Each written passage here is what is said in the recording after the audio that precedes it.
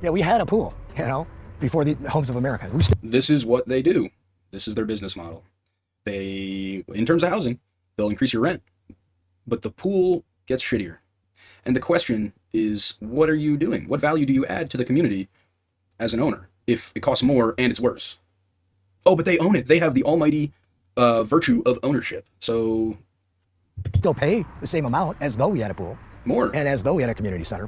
What's going on, guys? I am here today reacting to More Perfect Union, talking about private equity and how it is destroying housing in America. Today we're talking about trailer parks. Join me, subscribe if you would love to see more, and leave a like. Worked my whole life, and this is what it comes down to? Some greedy person wanting his big chunk out of what little bit I had? Yes. That's how this works. That's how this works, unfortunately. How much longer can you afford to live in your home? 1 month. I don't know what I'm gonna do. 1 month? Hope that I don't wake up tomorrow. Oh my That's God. crossed my mind. One of the most important forms of affordable housing is under threat. They're called manufactured housing communities. You might know them as mobile home parks or trailer parks, and they often get a bad rap. But 22 million Americans call them home for a reason. We're pretty much the last oasis of affordable housing in this country. See, man, I just think that is bad. Am I tripping? Like, ideally, no one has to live in a trailer park. But the fact that even the trailer parks are having this problem, it makes it confusing. And it definitely targets lower income people. But that is kind of crazy. Because, I mean, obviously this is a problem, but if it is even more of a problem for trailer parks and stuff, I would find that very upsetting. These parks are at the foundation of America's housing market, often the last line of defense against homelessness. But over the last decade, these communities have become the target of a new kind of landlord. The corporate private equity. Yeah. Private equity firms are increasingly getting involved. Some of the biggest investors in America have moved into this industry. People living at a local mobile home park outraged over the sharp increase in lot rent. Rents were raised by nearly 60%. Their rent could increase by thousands. Oh, man. See, and I'm torn. You know? Because this is happening everywhere. This is happening in New York. But if you live in New York, everyone's just like, well, just go move to Arkansas. Bro, they're doing it in trailer parks in Arkansas, too. You can't avoid it. Thousands of dollars a year. A group of mobile home residents are protesting their living conditions. It's like you genetically bred a superior predator and let him loose in a target-rich environment.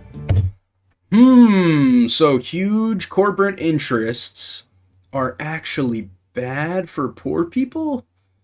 And when they come in, they don't make everything cheaper and better for you?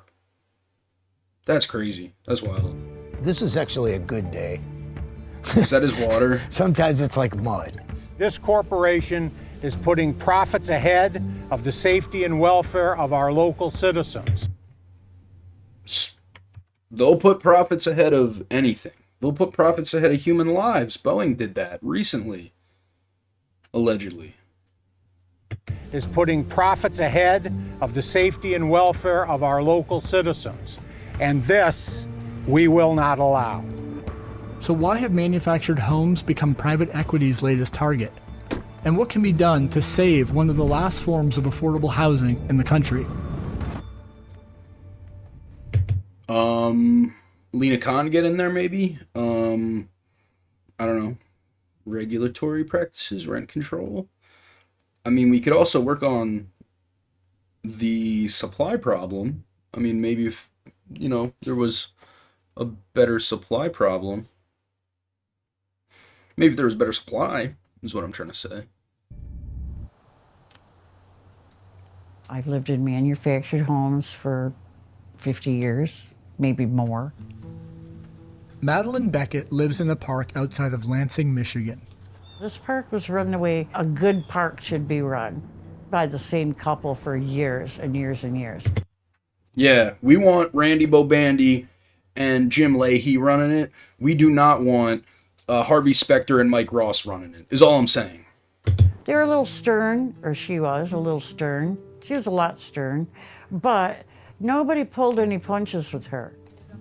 Like most people in manufactured housing, Madeline owns her home, but pays monthly rent to the park owner. Manufactured housing, Madeline owns her home, but pays monthly rent to the park owner for the land it sits on.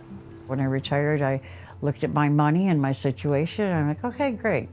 I knew what the rent was. It was a third of my income. Which, that is still poverty. Paying that much for rent is still poverty, technically. Live high on the hog, I'm not going to Paris anytime soon. And then the conglomerate came in and offered apparently the owner money that he couldn't resist. That's how it always happens. I looked it up and I went, oh dear, I think we are in trouble. This is what private equity does. This is their business. They come in, they see value, not in the sense of a valuable business that could be built, in the sense that they see something that they can carve out to take for themselves, and that's what they did. And these people are the ones that now have to deal with the consequences of that. Normally, if it's like private equity comes in and buys Taco Bell, they'll do things like get worse ingredients for the shells, for the taco shells, make the Baja Blast smaller or like less syrup per water, things to make it shittier. So they pass along the pain onto the consumer in that way. But with this, it's your house. And unfortunately, you need to live. So I don't really see... I don't know. I don't want to get into that, but... 3 years ago, a private equity firm bought Madeline's community and later sold to another firm. Since then, her monthly rent plus fees have jumped 50%. Instead of what I thought the rent was going to be, it's $200 more. I believe it. I have nowhere to go. Just the other day, my daughter went with me to the food bank, and I hadn't done that before. I haven't been poor. I worked for 45 years. There is no American dream anymore. And this is the truth. This is the reality of the situation for the vast, vast majority of people, in my opinion. And it's sad. And it's real. This is a retired woman who worked her whole life, who's lived in trailer parks her whole life, who now has to go to the food bank so that BlackRock can make the shareholders happy. I worked for 45 years. There is no American dream anymore. All it is survival. During the pandemic, I think that sentiment is one that people my age have felt for a long time. I'm younger. I'm in my 20s. I'm 22. But I'm of the belief that, I don't know, I think maybe it was 2008, maybe it was something, but something happened to where we have always either knew this was, some people have always thought this was going to happen. Some people have thought that we've been living in it the whole time. And it's a question of who you want to ask. And then there are the Delulus. But yeah, this is the reality of our situation. And it's just going to get worse, probably. But this is reality, man. Institutional investors started to buy more manufactured housing than ever before. Between 2020 and 2021, they made nearly a quarter of all manufactured home purchases in the U.S. And among regular homes, the number's like 10%, which I say that to people and they're like, dude, 10%, but that's 1/10 of all the houses owned by private equity. 25% of the trailer parks are owned by private equity, apparently. It's crazy. Today, 12 private equity firms own at least 1,200 parks nationwide, according to the Private Equity Stakeholder Project. Oh my God, dude, look at Florida. Look at Florida. You know I've thought this for years too, that the old folk communities that are slowly getting eaten up by private equity are going to have the same thing done to them, but it's going to be even harder to hold those people accountable. And I mean, look at how much growth there is in Florida, man. You know, I'm sure that's not the only business they got going on down there. In Michigan, private equity owns 1 in every 10 parks. There is an overall trend in our economy to identify who has the fewest choices and then squeeze them. Paul Terranova organizes... That's their MO, man. It's almost a racket. I mean, it is basically a racket. You could call it that. You're not too far off. Manufactured housing residents in Michigan. While folks often call them mobile homes, they're not really particularly mobile. Wall Street investors, private equity firms, hedge funds kind of figured out that folks living in manufactured housing communities are trapped. They can't move. It costs $10,000 to $20,000 to move one of these homes, which the people living in them a lot of times are not able to afford. It's just the reality. I mean, you don't choose to live in a trailer park because you have $20,000 stowed away to move your trailer somewhere else, you know? This is like, they say it earlier, this is last option. This is the last place you go before you're homeless. And most people who live in... It is, in effect, the closest thing that we have to some sort of a safety net. Them can't afford that. If you think about the fact that the average manufactured housing resident lives on about $35,000 a year, that's generally out of people's range. Yeah. Because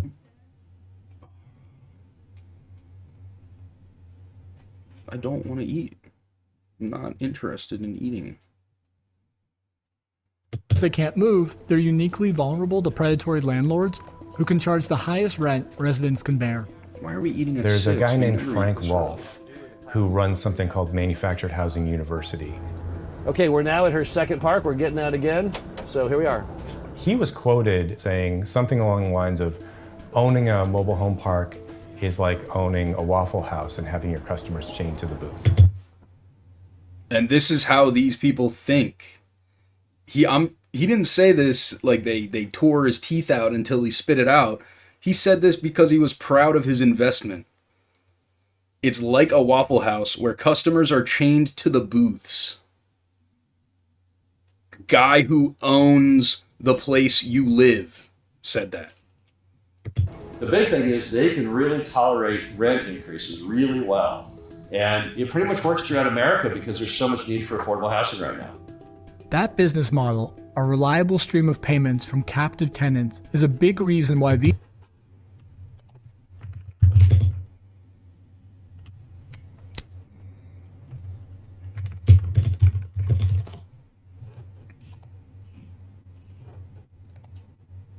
If we're not careful, this is where we're heading. We're heading to the stacks, man. This is what people are going to be living in. These parks are so lucrative, providing investors with one of the highest annual returns of any asset in real estate. Higher than offices, commercial, industrial, you name it. Hey, trailer park. Brandon. This is a financial play to them. They don't care about us. They'd just as soon evict us, take our homes, and then rent them out to somebody else for $200 more. Theo Gantos lives in a park near Flint, Michigan.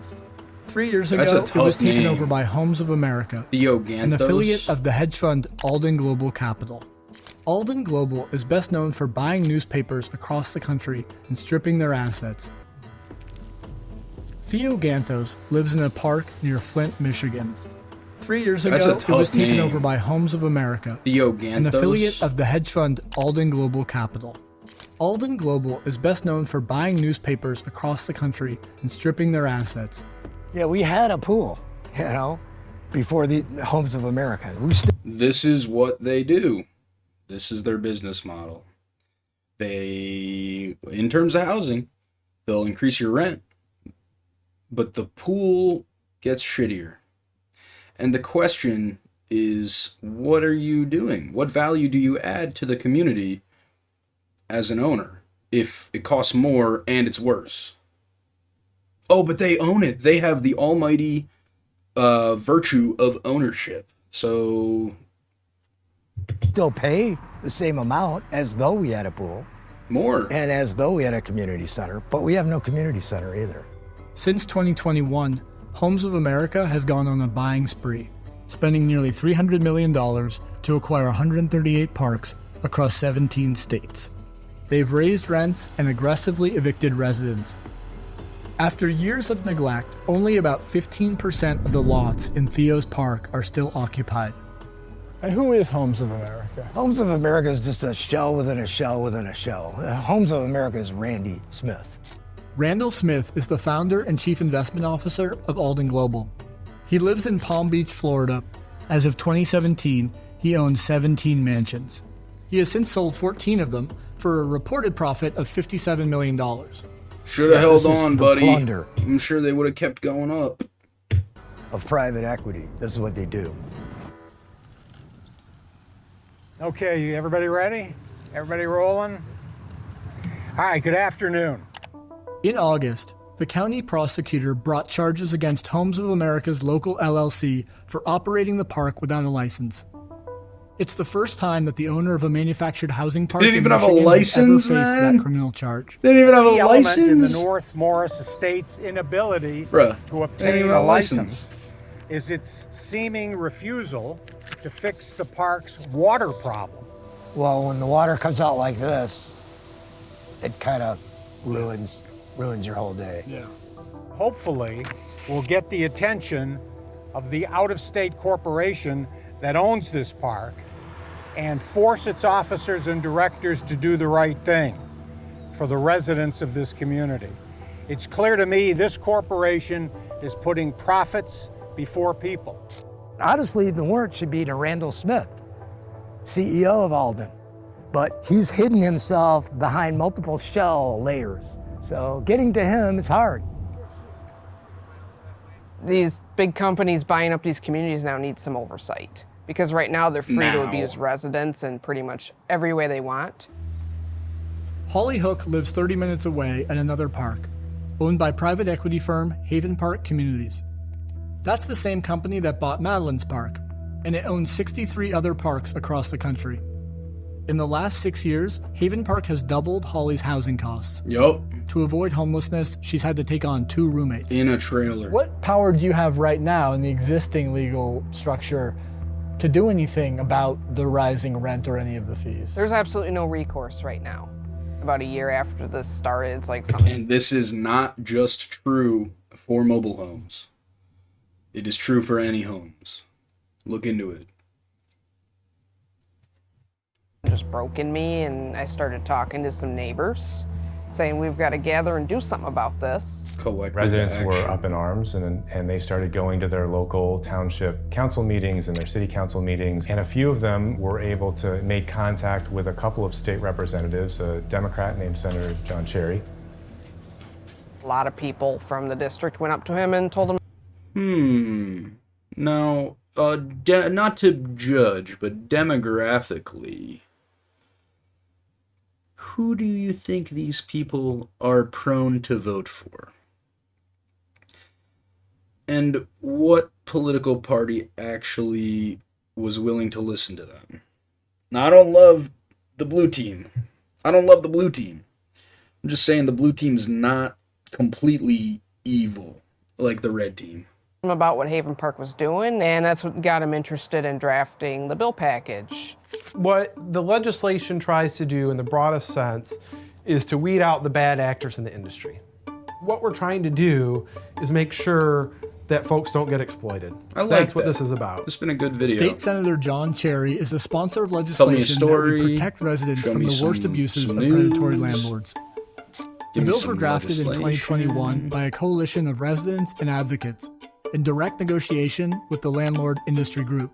It was a very collaborative process that actually included the Michigan Manufactured Housing Association. The legislation would require landlords to justify any rent increase above the rate of inflation in front of a state commission. It would also limit the fees that landlords can charge, make utility charges transparent, require notification when a park is sold, and force landlords to pay fair market value for a home if a resident is evicted. These are really modest protections, so it's not everything that we need right now. It's not gonna set the rents back to what they were or anything like that, but it would start to make things more fair. It would just be a modest start. In the state's last legislative session, the legislation passed the House with overwhelming bipartisan support. The bill is passed. But then something changed. In the early part of 2022, the Michigan Manufactured Housing Association did a 180, pulled their support, and it died in the Michigan State Senate. When we looked at the records, we did see that that coincided maybe they are with scumbags. the Michigan Manufactured Housing Association Political Action Committee suddenly getting some very big donations. Over the course of a year, 2 Haven Park executives gave $358,000 to the industry PAC. And that's right when the Manufactured Housing Association just totally pulled their support. That money is some of the people that I know, that's their grocery money. That's their prescription copay. That's the medicine that they're doing without and the food that they're doing without because these people were gouging them. The most vulnerable residents in Michigan are being taken advantage of. And some people have to choose between rising rent, medications, and food. In February, Holly, Theo, and other residents went to the state capitol to lobby for a new version of the bill package. I'm testifying in support of Senate Bills 486 through 490. There's no free market when residents are trapped. Its fate? Almost like the free market might not will be decided in the upcoming legislative idea, session this perhaps. September and October. We have overwhelming support from the Democrats in the House, and we have some Republicans who've committed to support as well. How many legislators would you say you've met with? I would say at least 100 of them. We've met with almost all of the Michigan Senate or their staff, and now we're starting to work on the House. Manufactured housing communities are just one type of property that large... You know, the craziest thing about that is how much work, how much effort all these people had to go through, jumping through hoops to talk to the government that is supposed to be elected on behalf of them to represent them in their interests. It's a damn shame. Investors have targeted in recent years. But these parks are ground zero in a fight that affects all of us. The fight for meaningful control of our neighborhoods and for housing that people from all walks of life can afford. Everybody deserves drinkable water, and everybody deserves to have affordable housing. We just want a livable place. Great video from More Perfect Union. Really compelling story there. I feel for those people a lot. Yeah, well, anyway, I think I have to go eat dinner. So if you liked the stream, let me know. If you guys are watching this on the VOD, give it a like. Thank you very much, and I'll see you when I see you.